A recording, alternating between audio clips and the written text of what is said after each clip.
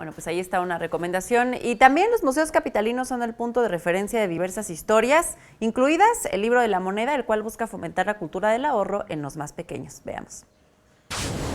A través de 9 cuentos cortos, el libro La moneda mágica busca fomentar en los más pequeños la cultura del ahorro, el conocimiento sobre economía y la historia sobre los lugares de la Ciudad de México. Es un tabú todavía en las familias mexicanas hablar de economía y de dinero.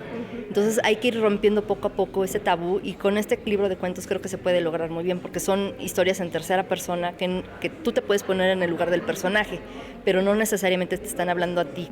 Los cuentos narran historias que se desarrollan en lugares emblemáticos de la ciudad como el Palacio de Bellas Artes, la Casa de los Azulejos y el Museo Interactivo de Economía, entre otros. Todos tienen como característica el dinero y su historia. A través de estos recorridos y tomando como hilo conductor también la historia y las billetes y monedas, podemos encontrar experiencias diferentes, ¿no? Como llamar la atención de los niños de que ahí en la moneda está la historia de México.